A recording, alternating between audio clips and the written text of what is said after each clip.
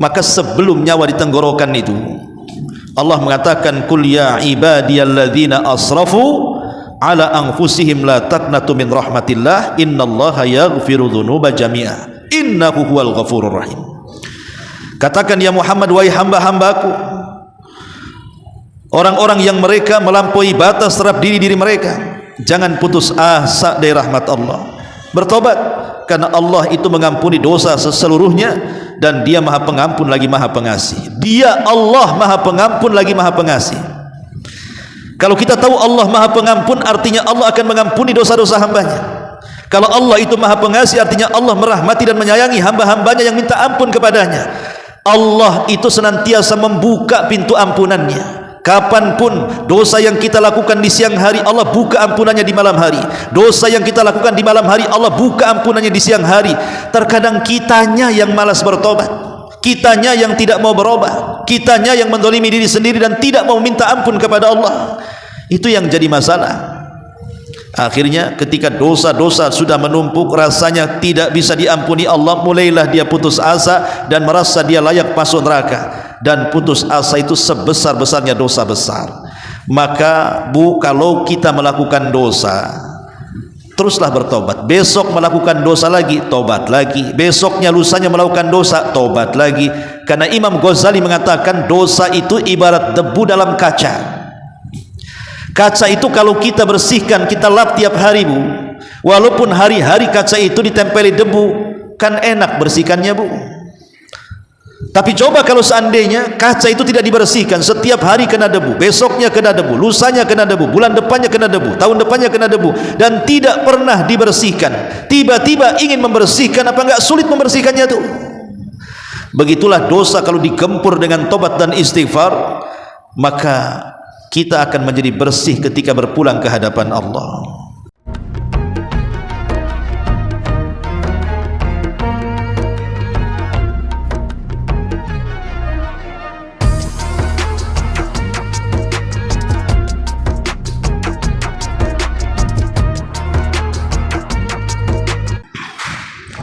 Sudah. Bismillahirrahmanirrahim.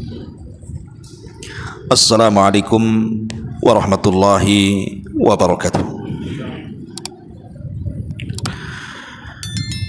Alhamdulillah, wassalatu wassalamu ala rasulillah wa ala alihi wa sahbihi wa mawalah wa la hawla wa la quwata illa billahi wa ba'du. Alhamdulillah, segala puja dan puji hanya milik Allah subhanahu wa ta'ala. Salat dan juga salam kita hadiahkan kepada Rasul kita Nabi besar Muhammad sallallahu alaihi wa ala alihi wasallam. Ma'asyiral muslimat yang dimuliakan Allah subhanahu wa ta'ala, alhamdulillah, di pagi menjelang siang ini kita bisa duduk di Masjid Nidaul Ilmi Tanjung Riau Sekupang. Salat dan juga salam demi keberkahan kajian di hari ini kita iringkan kepada Rasul kita Nabi besar Muhammad sallallahu alaihi wasallam. Dan tema di pagi menjelang siang ini kita akan membahas tentang Syahru Rajab, Syahrut Taubah. Bulan Rajab adalah bulannya taubat. Kita tahu bahwa kita ini sekarang berada di salah satu bulan hurum, bulan yang sangat suci, bulan yang sangat dimuliakan. Karena kita berada di bulan suci dan bulan yang sangat dimuliakan, satu dari Ashhurul Hurum, bulan Rajab, maka kita upayakan untuk memuliakan bulan ini. Karena siapapun yang memuliakan bulan yang Allah muliakan, maka pasti Allah angkat derajatnya. Salah satunya adalah dengan menjadikan bulan Rajab ini sebagai bulan taubat. Karena nanti kita akan menghadapi bulan Sya'ban, bulan di mana amalan-amalan kita diangkat ke langit dalam 1 tahun. Kemudian setelah bulan Sya'ban kita akan menghadapi Ramadan, dan itu bulan di mana kita akan memperoleh banyak keutamaan dan keistimewaan di dalamnya.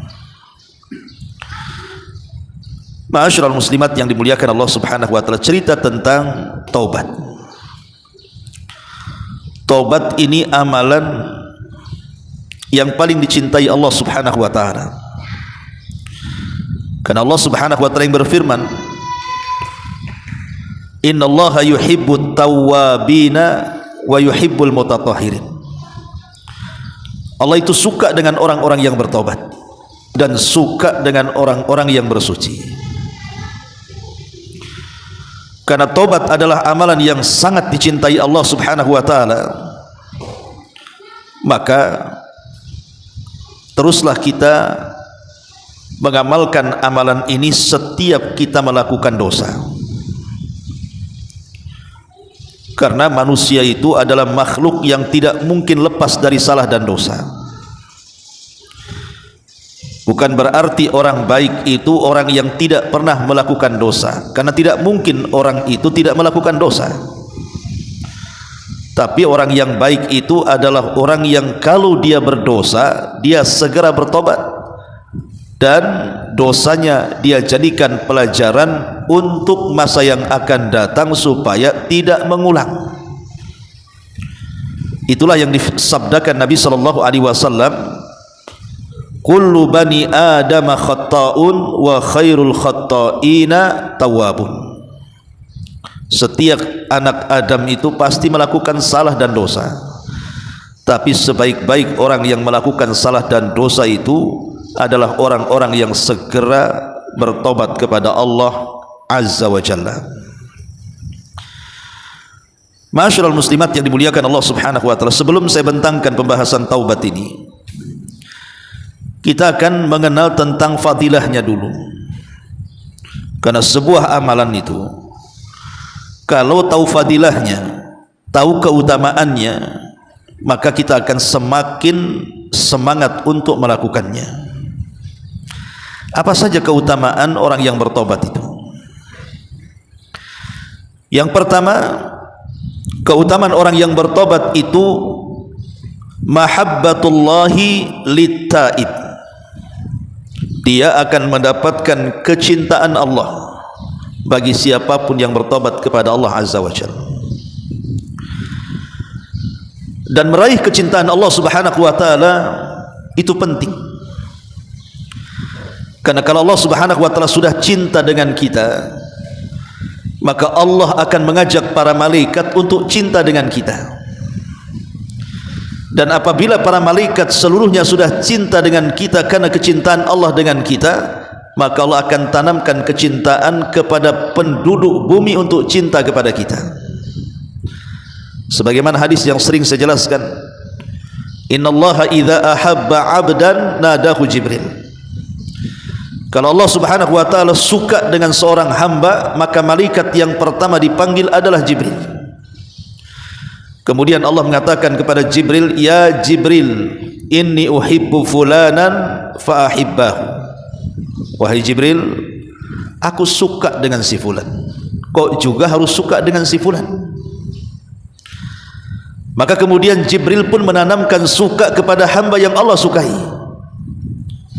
Tapi tidak cukup sampai di sini, lalu Jibril memanggil seluruh bawahannya dari para malaikat-malaikat langit dan mengatakan, ya malaikat Allah, innallaha yuhibbu fulanan fa'ahibbuhu.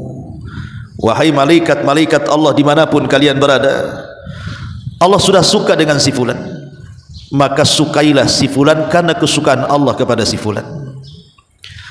Maka semua malaikat suka karena hamba itu disukai Allah. Apabila tidak ada satupun malaikat kecuali menanamkan perasaan suka kepada hamba yang disukai Allah, maka mulai Allah menanamkan rasa suka itu kepada penduduk bumi. sehingga dia mendapatkan qabul di bumi. Itulah salah satu fadilah taubat, mendapatkan kecintaan Allah, kemudian mendapatkan kecintaan para malaikat-malaikat Allah, kemudian mendapatkan kecintaan para penduduk bumi yang Allah tanamkan kepada mereka. Ini yang pertama. Yang kedua, tazkiyatun nafsi. Di antara fadilah orang bertobat itu, maka Allah akan bersihkan hatinya. Dan kebersihan hati itu sebab ketenangan hidup dalam manusia. Orang kalau bersih hatinya pasti akan tenang hidupnya. Tapi sebaliknya, orang kalau kotor hatinya tidak akan tenang hidupnya. Contoh umpamanya orang yang dalam hatinya ada dengki, tidak suka dengan orang. Orang dengki itu tidak bahagia, karena hatinya akan sesak dan sesak nafas selamanya. Lihat tetangganya dapat nikmat, meriang dia. Nanti besoknya dapat nikmat, tensinya tinggi dia. Dapat nikmat lagi, stroke dia. Orang yang kotor hatinya, itu sesak nafas, tidak senang melihat orang senang, justru tersiksa hatinya melihat orang senang. Kemudian bawaannya suudzon saja biasanya. Si Anu tuh kerjaannya suaminya biasa-biasa saja, kok bisa dia bangun rumah, beli kendaraan, dukun mana dia pakai katanya. Mulai suudzon dia, sesak tuh dadanya. Itulah orang-orang yang kotor hatinya, selalu dendam, selalu dengki, selalu hasad, selalu hasud, dan begitu seterusnya. Tetapi orang-orang yang bersih hatinya, bersih dari hasad, bersih dari dengki, bersih dari suudzon, bersih dari penyakit hati, maka tenang hati dia itu. Dan ketenangan hati itu bisa diraih dengan taubat. Ini keutamaan yang kedua. Keutamaan yang ketiga, si'atur rizki. Taubat itu membawa kelapangan rizki. Nabi Nuh alaihi salatu wassalam, ketika kaumnya mengalami paceklik selama 40 tahun, sudah mulai kelaparan, ternak-ternak mereka sudah mulai pada mati, kemudian tanah-tanah sudah mulai mengering dan retak, panas kering kelontang, tersiksa kehidupannya. Akhirnya Nabi Nuh mengingatkan kepada mereka untuk taubat. Kata Nuh alaihi salatu wassalam, "Faqultu astaghfiru rabbakum innahu kana ghaffara yursilis samaa 'alaikum midrara wa yumdidkum bi amwalin wa banin wa yaj'al lakum jannatin wa yaj'al lakum anhara."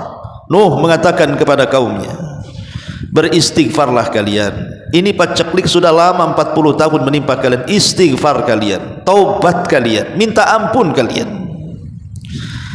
Sebab kalau kalian banyak-banyak istighfar, kata Nuh, Allah subhanahu wa ta'ala akan mengirim hujan yang deras kepada kalian. Yursilis sama alaikum midrara. Cukup sampai di sini? Tidak. Wa yumdidkum bi amwalin wa banin. Allah akan limpahkan kepada kalian harta dan keturunan. Cukup sampai di sini? Tidak. Wa yaj'al lakum jannatin wa yaj'al lakum anhara. Allah suburkan ladang kebun dan hutan kalian, dan Allah airi sungai-sungai kalian. Dari sini kita tahu bahwa sebab si'atur rizki, luasnya rizki itu salah satunya dengan cara tobat. Jadi kalau seandainya ibu melihat suami usahanya mulai surut, banyak masalah, mulai kurang omsetnya, cobalah introspeksi. Mungkin ada dosa di situ yang kita belum bertobat. Ini yang ketiga.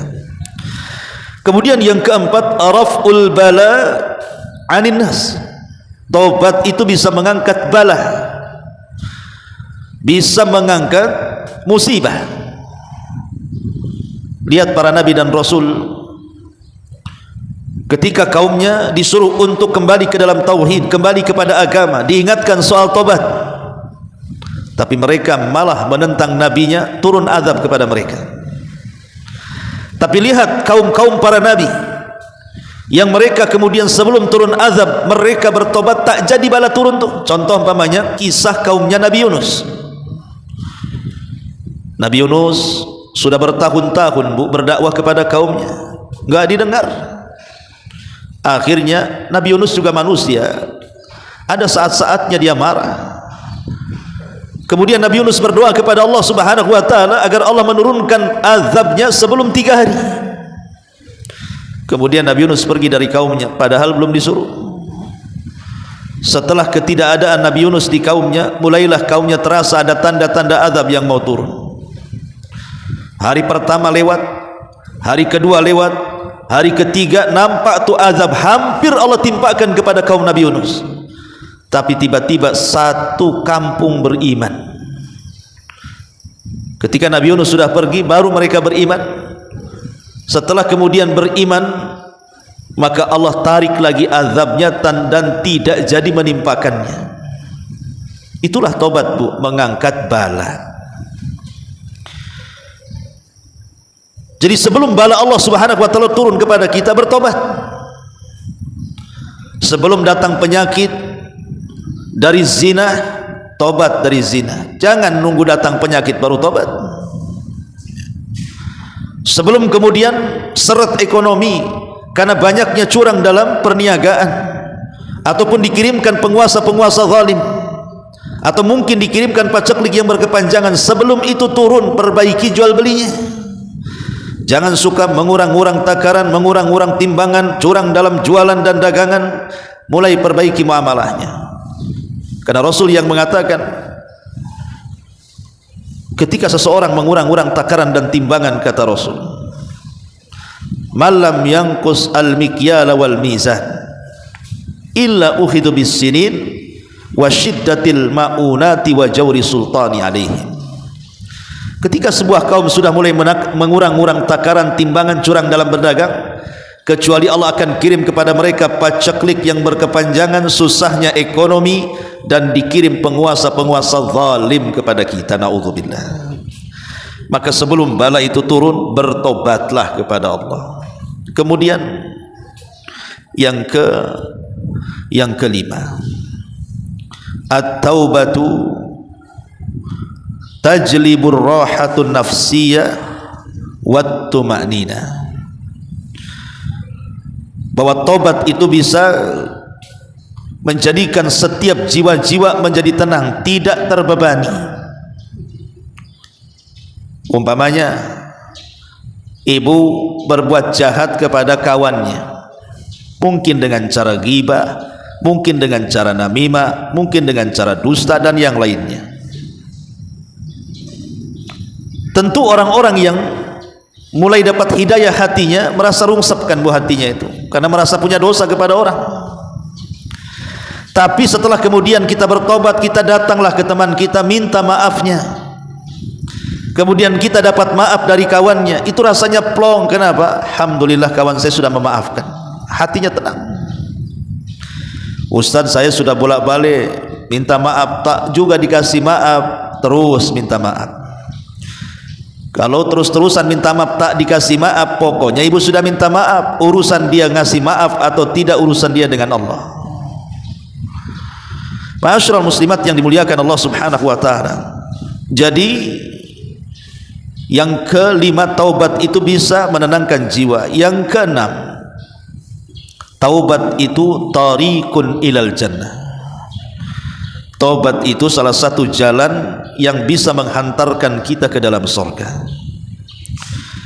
Allah Subhanahu wa taala berfirman, illa man taba wa amana wa amila salihan faulaika yadkhulunal jannata wa la yudlamuna syai'a.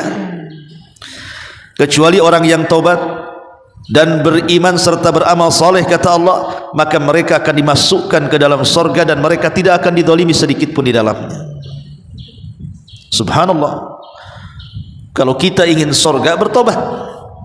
Karena salah satu jalan yang sangat cepat menuju surga adalah dengan cara bertobat. Ingat bu kisah yang pernah saya ceritakan, orang yang membunuh 99 jiwa. Kan jahat bu, orang membunuh 99 jiwa. Kita aja punya tetangga pembunuh, Mungkin kita ada ketakutan, jangan-jangan besok aku pula dibunuh. Apalagi pembunuhannya dengan cara sadis kan. Tetapi bukan mustahil penjahat itu tidak bisa bertobat.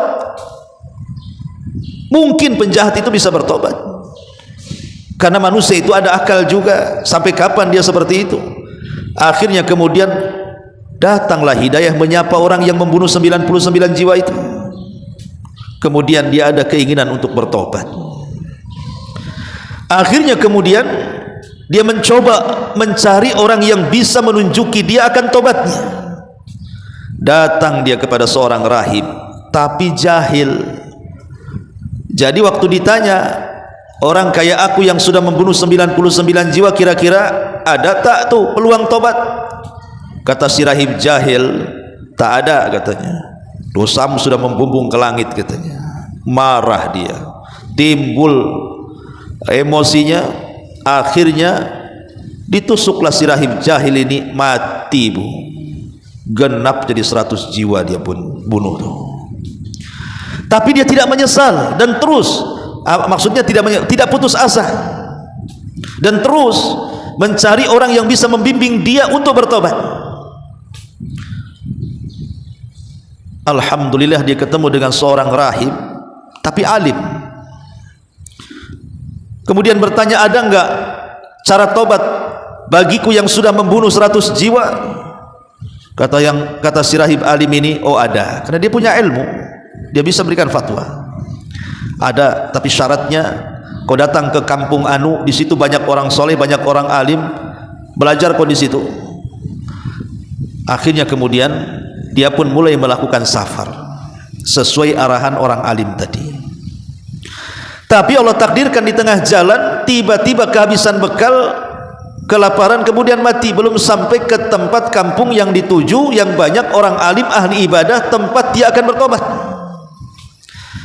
Ketika dia mati, datang malaikat azab dan mengambil rohnya, karena orang ini pantas masuk neraka karena sudah membunuh 100 jiwa. Sebelum dia bisa menarik, datang pula malaikat rahmat. Kemudian ditariklah ruh ini dan mengatakan, ini ruh milikku, dia pantas masuk surga karena sudah ada keinginan tobat. Rebutanlah dua malaikat azab dan rahmat ini, sampai Allah kirim malaikat hakim pemisah pengislah dan mengatakan gini saja, apakah ruhnya si pembunuh 100 jiwa ini layak masuk surga ataukah layak masuk neraka? Kisu bainal ardaini, kita ukur jalannya, lebih dekat kemana kematiannya? Ke desa yang akan bertobatkah dia di situ lebih dekat, atau ke tempat dia bertanya kepada orang alim rahib itu lebih dekat? Kalau jaraknya lebih dekat kepada desa yang dituju, tempat yang ia akan bertobat di situ, maka dia pantas masuk surga karena sudah dekat keinginannya. Tapi kalau tempat itu masih jauh dan dekat dengan si rahib alim, maka dia pantas masuk neraka karena jarak ke kampung itu masih jauh. Subhanallah, rahmat Allah luas bu. Padahal dia mati itu baru saja dia bertanya kepada orang alim tadi, tidak jauh dari situ dia mati. Sementara kampung yang dituju itu masih jauh, tapi Allah lipat buminya, akhirnya lebih dekat ke kampung itu dibandingkan kepada sang rahib alim yang ia tanya. Begitulah rahmat Allah lebih luas dibandingkan murkanya. Akhirnya kata malaikat hakim, dia pantas masuk surga.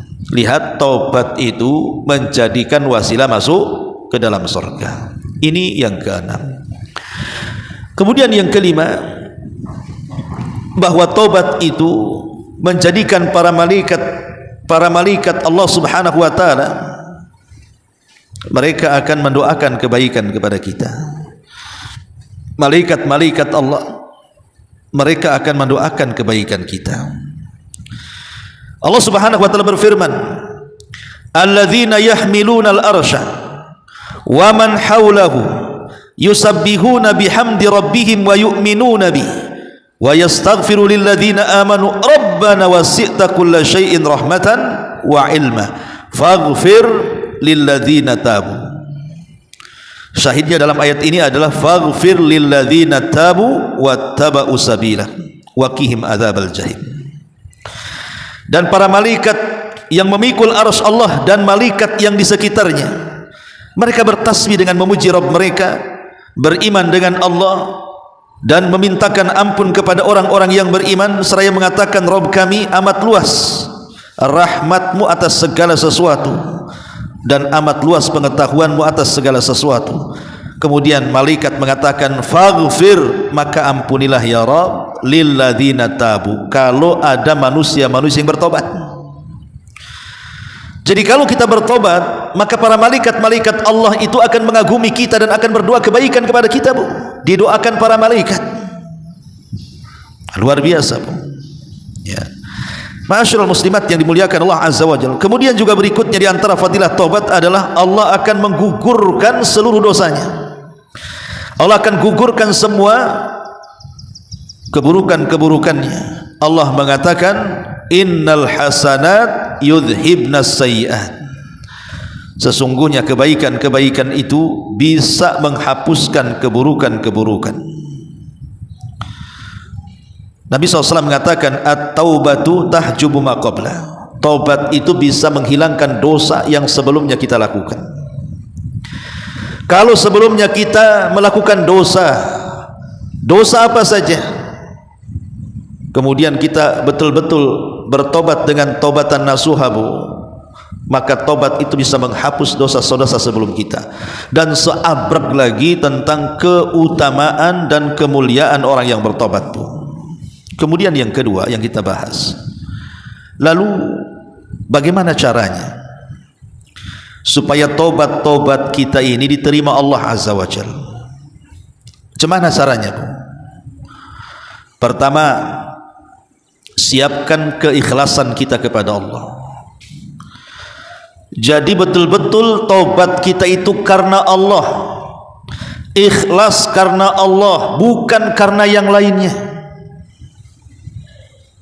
Kalau tobat kita ini karena Allah bukan karena yang lainnya, insya Allah tobat kita diterima.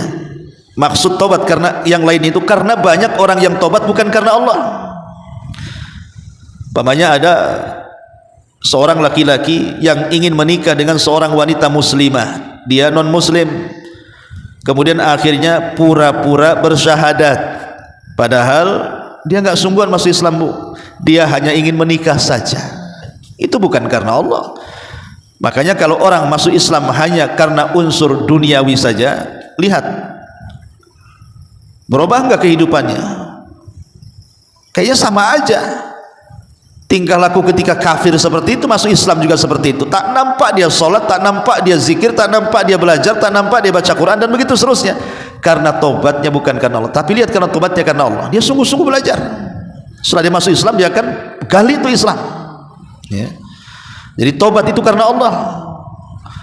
Atau ibu mamanya ingin ngaji karena daul ilmi saja, atau ke kajian-kajian yang lainnya karena sudah ingin hijrah, betul-betul hijrah dari dunia-dunia sebelumnya. Kalau ibu hijrahnya karena Allah, insya Allah itu sebuah kemuliaan. Tapi kalau hanya untuk urusan duniawi saja, cobalah saya masuk ke kalangan ummahat ini karena kebetulan saya lagi jual baju ini, mudah-mudahan laku lah katanya. Jadi masuk kajiannya itu, pura-pura hijrahnya itu karena jualan. Nah itu bukan karena ikhlas, bukan karena jualan, karena unsur duniawi itu. Lah ini bukan karena Allah, nggak akan diterima taubatnya, karena ada unsur keduniaan di situ. Jadi ikhlas karena Allah. Yang kedua, an-nadamu ala dzambi. Kalau orang sudah bertobat, nyesel, Bu, nyesel. Kenapa dulu saya masuk ke kubangan maksiat? Kenapa dulu saya jadi ahli judi, jadi ahli zina, jadi ahli maksiat, minum khamr, dan begitu seterusnya. Ini mah tidak. Ada orang yang ngaku-ngaku tobat, saya mah sudah puas Ustaz katanya. Sudah puas katanya. Kan ada orang yang tobat ngomong puas tuh. Saya sudah puas Ustaz, dah cukup-cukup katanya. Sekarang tinggal baiknya katanya. Bukan puas. Nggak boleh bilang puas maksiat itu. Bilang saja nyesel, kenapa aku dulu melakukan maksiat. Ini malah ngomong puas. Aku zina sudah Ustaz, aku judi sudah, mabok sudah, mukul orang sudah, bunuh orang sudah, puas aku Ustaz, sudah nggak mau lagi saya. Bukan begitu bahasanya. Nyesel, kenapa aku dulu minum khamr, kenapa aku zina, kenapa aku bunuh orang, kenapa aku begini, kenapa aku begitu. Nyesel tuh bahasanya. Ya. Dan kalau sudah menyesal, jangan dibuat main-main. Karena tanda penyesalan itu menunjukkan tobatnya sungguhan. Ibu sudah hijrah. Karena biasa sebelumnya ibu suka gibah dengan kawan-kawannya. Bahkan seminggu sekali ada kumpulan gibah. Sudah ngaji tahu dosa gibah, tak mau. Ayo bu, kita berangkat gibah lagi. Gak mau, kata ibu. Ya udah kita ongkosi. Kalau ongkosi tak tahulah. Nah ini kan repot bu. Ya. Mau gibah kalau diongkosi. Enak loh di sana sekarang. Dulu gibah kita tak makan-makan, sekarang ada makan-makannya loh. Jadi gibah makan-makan pula bu.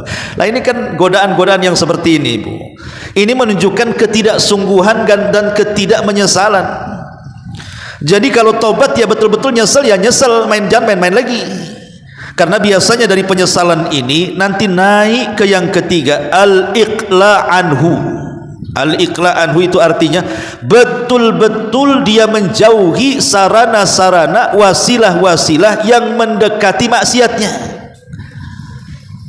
Datang kawannya yang masih maksiat, datang ke tempat ibu nampak dari jendela, nggak beres dia, pasti datang mengajak gibah lagi. Langsung ibu kunci dari luar, nggak peduli ya. Karena kalau ibu masih berjamaah dengan orang yang tukang gibah, nanti gibah lagi. Ibu kalau kumpul masih berjamaah dengan orang yang suka ngerumpi lagi. Ibu kalau kumpul dengan orang yang suka gunjing, nanti gunjing lagi, dan begitu seterusnya. Kalau ibu ingin tobat, tobatlah setelah totalitas. Jauhi orang-orang yang menggibah itu. Dekat tempat pun, lewat pun kalau bisa jangan. Nanti kalau lewat di situ nampak ada kawan-kawannya, mulai setan datang. Apa salahnya mampir sebentar, kata setan itu. Mampir, akhirnya kelamaan gibah lagi di situ. Jadi dari penyesalan itu timbul al-iqla namanya. Betul-betul dia menjauh. Ya. Jangan kemudian setelah dia berusaha menjauh, tak sungguh-sungguh lagi tobatnya tuh. Aku tobat dari khamar, katanya. 2 minggu tak minum khamar, pusing kepala. Karena pusing kepala, akhirnya nyoba lagi. Tobat dari narkoba, sudah berusaha, udah kena karantina 6 bulan, udah tobat dia di karantina itu. Kemudian dia keluar dari karantina, pusing lagi kepala. Ini bukan tobat namanya. Ya, itu kata istilah orang dulu itu tobat sambal bu. Tahu tobat sambal bu? Ibu kalau habis makan sambal, habis itu mencret kan bu, tobat aku, katanya. Nanti seminggu lagi nyari lagi tuh sambal tuh, mana sambal, katanya. Padahal minggu kemarin mencret tuh, bolak-balik masuk dokter kan bu. Lah itu namanya tomat, habis tobat kumat tuh ya, kayak gitu tuh bu. Itu tidak sungguhan itu. Ya. Kemudian juga dari yang ketiga masuk ke yang keempat, al-azmu ala alla ya'ud. Punya azam, punya keinginan kuat agar jangan kembali, sebagaimana Rasul mengatakan, wa an yakrahu an ya'uda fil kufri kama yakrahu an yuqdafa finnar. Dia benci kembali kepada kekufuran, dia benci kembali kepada kemaksiatan sebagaimana bencinya dia dilempar ke dalam api neraka. Jadi kalau sudah tobat, dia tidak akan kembali dan akan benci dengan kemaksiatan itu seperti dia bencinya kalau dia dilempar ke dalam api neraka, kata Nabi. Jadi nengok botol saja padahal kosong bu, tapi itu mungkin botol minuman keras, bencinya naudzubillah, maunya dilempar aja botol itu. Ngapain botol ini di sini, katanya. Nengok majalah-majalah Parno dan begitu seterusnya, benci dia. Nanti saya tergoda lagi, akhirnya dibakar majalah itu. Dan begitu seterusnya. Ya. Ma'asyiral muslimat yang dimuliakan Allah Azza wa Jalla. Kemudian yang kelima, antakuna taubatu qabla ghalqil abwabi. Lakukan tobat itu sebelum pintu-pintunya ditutup. Sebab kalau seandainya nyawa sudah sampai di tenggorokan, matahari sudah terbit dari barat, maka ketika itu sudah tidak ada kesempatan untuk tobat. Sebagaimana Allah Subhanahu wa taala mengatakan, la yanfa'u nafsun imanuha lam takun amanat min qablu au kasabat fi imaniha khaira. Bahwa ada satu hari di mana iman seseorang itu tidak akan manfaat lagi. Kapan itu? Ulama tafsir mengatakan ketika matahari terbit dari arah barat. Ketika terbit matahari di arah barat, walaupun penyembah berhala melempar berhalanya, walaupun penyembah setan dia berlepas diri dari setannya, tetap tidak akan diterima tobatnya. Kenapa? Karena matahari sudah terbit dari barat. Begitu juga napas di tenggorokan, seperti Fir'aun, dia berteriak-teriak di tengah lautan dan mengatakan, amantu bi Rabbi Musa wa Harun, aku beriman dengan Rabbnya Musa dan Harun. Amantu bima amanat bihi Banu Israel, aku beriman dengan apa yang diimani Bani Israel. Diterima tobatnya si Fir'aun? Tidak, disumpal mulutnya oleh Jibril. Tidak diterima. Kenapa?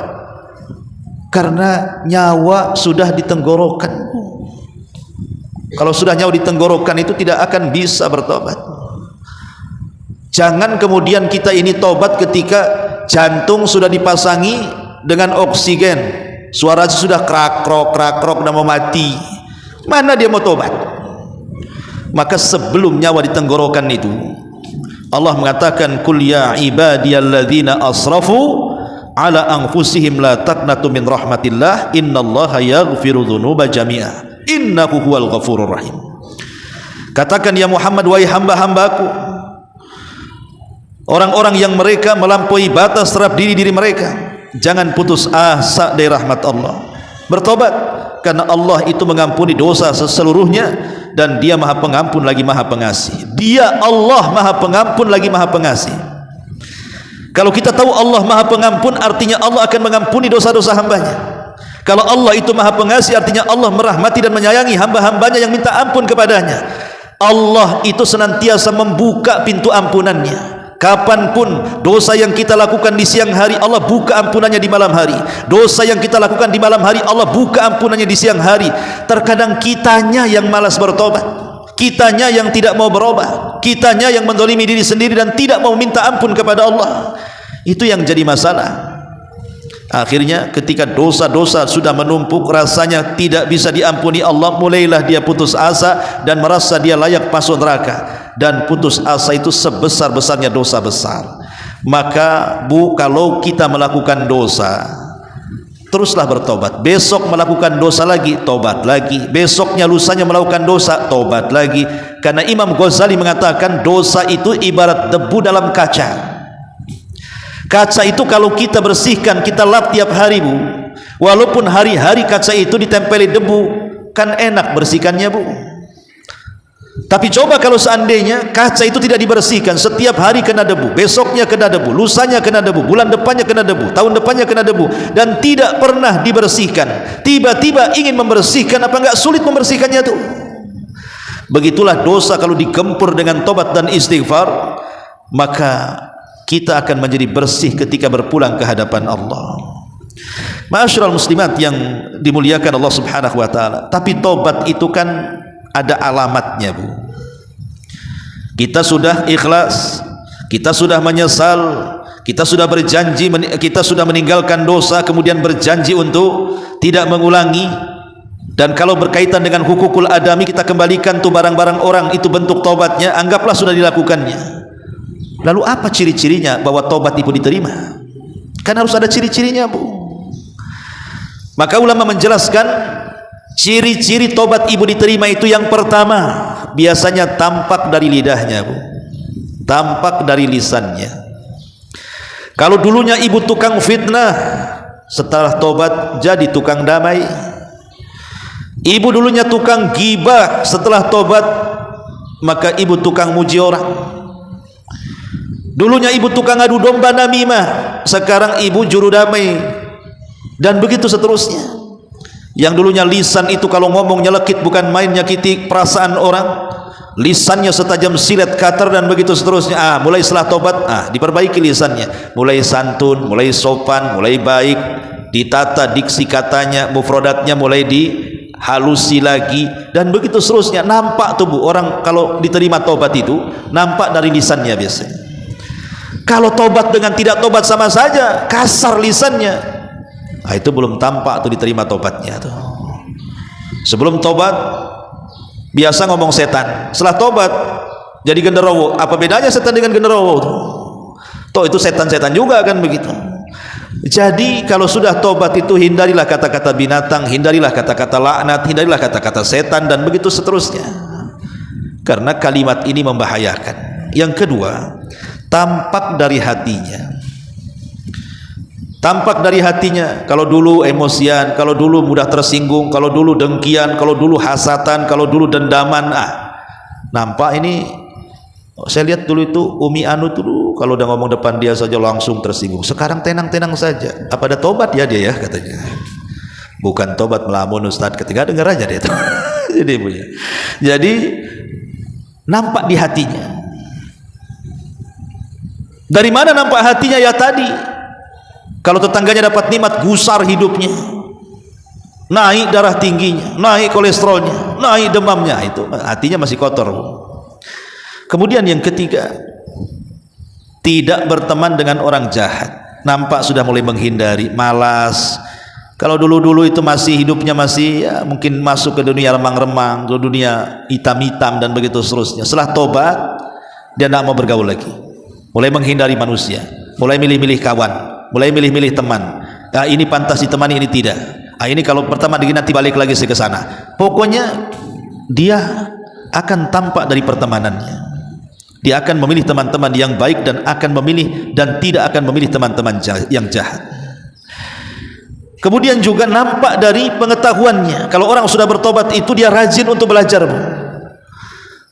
Rajin, sudah mulai dia buka-buka tentang gimana sholat yang benar, gimana ngaji yang benar, gimana baca Quran yang benar. Mulai ditingkatkan pengetahuannya tuh. Ya. Mulai rajin hadiri majelis ta'lim. Ya. Kemudian juga diantara tanda-tandanya mulai ibadahnya bertambah, Bu. Ibadahnya bertambah, mulai mungkin dulu meninggalkan yang wajib, setelah tobat mulai sholat 5 waktu dia jaga. Setelah dia jaga sholat 5 waktu, mulai naik ke rawatibnya, kemudian naik pula ke witir dan tahajudnya, kemudian naik lagi ke duhanya, naik lagi ke sholat-sholat yang lainnya. Dulu tidak pernah puasa Ramadan, akhirnya puasa Ramadan. Naik lagi ke Senin Kemisnya, naik lagi ke Ayamil Bidnya, naik lagi ke Daudnya, dan begitu seterusnya. Adalah tampak tambahan ibadahnya itu, tidak monoton itu saja kan. Lah itu tanda diterima tobat tuh, nampak tuh nambah ibadahnya, Bu. Ya. Kemudian juga mudah minta maaf. Mudah minta maaf. Kalau dulu tuh paling egois. Dia yang salah, dia yang tak mau minta maaf. Malah orang yang salah, yang tidak salah dia suruh dia minta yang minta maaf. Sekarang tidak. Memang aku yang salah, tolong maafkan saya. Enggak dimaafkan juga Ustaz, besok lagi datang. Kalau bila perlu kasih hadiah. Nih anak kasih 100.000, maafkan ya katanya. Kan senang, Bu. Nanti orang yang maafkan nggak apa-apa, besok-besok buat salah lagi ya katanya. Jadi kalau seperti itu caranya kan enak, Bu. Itu tampak tuh suka minta maaf. Ya. Kemudian juga merubah penampilan dan perhiasannya. Yang dulunya pakaiannya acak kadul nggak jelas tuh, Bu. Robek sana robek sini mulai ketutup. Yang dulunya perhiasannya semua ring motor itu yang merah, yang kuning-kuning dipasang semuanya tuh, Bu. Dari kaki, tangan, gelang, karena ingin ria. Sekarang mulai ditutup. Ya. Iya, ibu punya perhiasan tahu, tapi kan gak nampak di balik jilbab. Jangan pula dilobangi dekat telinganya biar orang tahu, kan gitu. Jadi mulai dari pakaian perhiasan tuh sudah mau tampak dia tuh. Dari tutur katanya, dari perbuatannya, dari pakaian, dari perhiasannya, nampak ada perubahan tuh. Dulu tidak pernah pakai jilbab gombrang, jilbab layangan, sekali kena angin terbang. Sekarang mulailah jilbab-jilbabnya besar, betul-betul menutup aurat kan. Itulah bagian daripada tobat. Ya. Bagian daripada tobat. Kemudian yang seterusnya, hidupnya semakin baik. Tidak banyak mengeluh, menerima apa adanya, yakin dengan takdir Allah. Itu sudah mulai tobat tuh. Tapi kalau hidupnya masih mengeluh, tidak yakin dengan takdir gitu ya, tidak qanaah, tidak zuhud, itu belum tobat tuh namanya tuh. Jadi nampak tuh dari qanaahnya itu. Ini juga bagian daripada ciri alamat-alamat tobat, di mana tobat itu akan diterima oleh Allah Subhanahu wa taala. Ya. Apalagi, Bu? Kemudian di antara tanda-tanda diterima tobat itu, maka ada kecerahan dalam wajahnya, tidak suka murung, karena dosa itu menjadikan hati hitam, dan hitamnya hati itu nampak di mukanya. Tapi orang yang sudah bertobat, diterima tobatnya, nampak cerah hidupnya itu, senyum, ketawa, pokoknya sumringah kehidupannya itu. Allah buat cerah seperti itu, seolah nggak ada beban dalam kehidupannya. Tapi kalau masih mengerengut, ketemu dia ngerengut lagi, ketemu dia ngeluh lagi. Apalagi kita yang nengok was-was, kalau ketemu dia pasti mau pinjam uang nih katanya. Lah kalau kayak gini nih, kalau muka dia tidak cerah, suram terus, itu tanda-tanda tobatnya masalah tuh. Karena tanda tobat diterima itu, kata para ulama, itu nampak di wajahnya. Karena dari kebersihan, kebeningan hati itu tertampak di wajahnya, ya. Dan banyak lagi yang dijelaskan, ya, terutama insyirahus sadri, kelapangan dada yang membuat segala urusannya mudah untuk diuraikannya. Inilah diantara pentingnya kita melakukan tobat, karena kita berada di bulan Rajab, Bu. Karena ulama mengatakan syahru Rajabin syahru taubatin, wa syahru Sya'ban syahru mahabbatin, wa syahru Ramadan syahru qurbatin. Bulan Rajab itu bulan tobat, bulan Sya'ban itu bulan mahabbah Allah, dan bulan Ramadan itu qurbah, kedekatan kita dengan Allah Azza wa Jalla. Kalau kita tidak bertobat di bulan Rajab, maka kita tidak akan dicintai di bulan Sya'ban. Kalau kita tidak dicintai di bulan Sya'ban, maka kita tidak akan dekat dengan Allah di bulan Ramadan. Karena Sya'ban itu bulan menanam, Rajab itu bulan menanam, Sya'ban itu bulan mengairi, dan Ramadan itu bulan memetik dan memanen. Kalau sekarang bulan Rajab ibu membiasakan puasa, kemudian masuk di bulan Sya'ban ditingkatkan membiasakan puasanya lagi, masuk Ramadan, Bu, tenang-tenang tuh puasanya. Kenapa? Biasa lapar dari Rajab. Tapi kalau ibu di bulan Rajab jarang puasa, Sya'ban juga malas puasa, tiba-tiba Ramadan puasa, apa enggak kaget itu perutmu? Kaget perut itu. Enggak pernah puasa, toto puasa, agak meledak-ledak tuh isi perut itu. Brak bruk. Kenapa ini? Padahal sahur ada 2 piring masih juga bunyi katanya. Akhirnya stres, Bu. Bawaannya tidur aja. Kalau bisa habis subuh langsung tidur. Bangun duhur. Kemudian habis duhur tidur lagi. Bangun asar. Habis asar mulai itu udah hilang tuh ngantuknya. Puasanya dari asar ke maghrib 2 jam aja, Bu. Itu karena nggak pernah puasa. Coba kalau dari Rajab puasa, Sya'ban puasa, Ramadan tenang dia, biasa dia lapar. Dia bisa beraktivitas. Kalau di bulan Rajab tidak mulai membaca Quran dari sekarang, Bu, bulan Sya'ban juga tidak dibuka-buka juga Quran itu, masuk Ramadan tiba-tiba ingin menghatamkan Quran, mustahil, Bu. Sak lancar-lancarnya ibu baca Quran dalam 1 tahun, kalau dibuka di bulan Ramadan, lidah itu sudah kelipat-lipat itu nanti. Jangankan lagi 30 juz 30 aja dah hatam itu. Kalau di bulan Rajab ini ibu tidak biasakan qiyamul lail, sampai bulan Sya'ban juga sama, tiba-tiba bulan Ramadan ikut tarawih, imamnya 1 juz. Saya kira ibu semalam aja tarawihnya, besoknya cari masjid yang kulhu sama kuliah saja tuh. Kalau bisa Fatihahnya 1 nafas, itu pula lah sholat di situ terus. Kenapa? Di situ suka pendek di situ. Darul Ilmi enggak suka di Darul Ilmi, Ustaz. Kenapa 1 juz katanya? Karena tidak biasa berdiri kan. Makanya penting membiasakan ibadah di bulan Rajab ini, karena ini adalah bulan Ashhur al-Hurum. Wallahu a'lam bishawab. Ini diantara faedah yang bisa kita petik di pagi menjelang siang ini. Sebelum saya tutup, silakan kalau ada yang bertanya. Ada 2 pertanyaan, Ustaz. Ya. Pertama, assalamualaikum, Ustaz. Waalaikumsalam. Apakah semua prasangka buruk kepada orang lain itu berdosa, termasuk kepada orang yang dikenal memiliki tabiat yang buruk? Allah Subhanahu wa taala mengatakan, inna ba'dadh-dhanni itsmun. Sesungguhnya sebagian prasangka buruk itu adalah perbuatan dosa. Karena pada dasarnya manusia itu berhusnudzan, berbaik sangka. Asal manusia itu berbaik sangka. Kalau ada saudara kita melakukan kesalahan, cari uzur. Umpamanya ada kawan kita, entah angin dari mana, dari barat ke dari timur anginnya, tiba-tiba marah-marah. Jangan suudzon dulu, tapi cari uzur. Oh, jangan-jangan tadi pagi dia salah minum obat mungkin tuh katanya, jadi sekarang marah-marah katanya. Berhusnudzon dulu, Bu. Atau dia lagi datang bulan tuh, biasa orang datang bulan tuh ledak-ledak emosinya tuh. Oh, jangan-jangan lagi masalah tuh dengan suaminya tuh katanya. Cari uzur dulu, ya. Oh iya kan dia kan punya darah tinggi, jangan lagi tinggi tuh tensinya tuh. Oke, dia marah-marah. Cari udzur seperti itu ya. Pokoknya apapun yang bisa jadikan udzur, jadikan itu udzur. Karena dasarnya manusia itu harus berhusnudzon dulu, berbaik sangka dulu. Nggak boleh kita suudzon kecuali sudah ada bukti.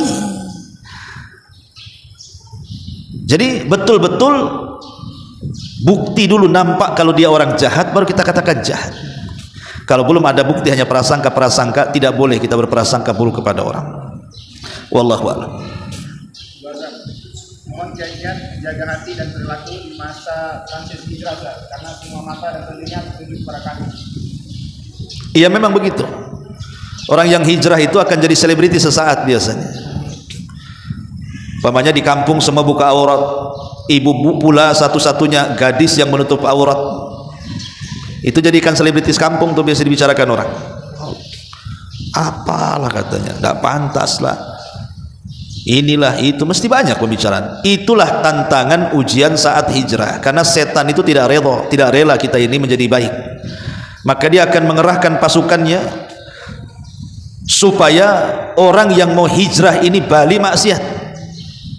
Sehingga setan akan berikan was-was ke kawan-kawannya. Mulai yang satu ngomong begini, yang ini ngomong itu, yang anu ngomong anu, yang ini ngomong itu, dan begitu seterusnya, supaya dia goncang keimanannya.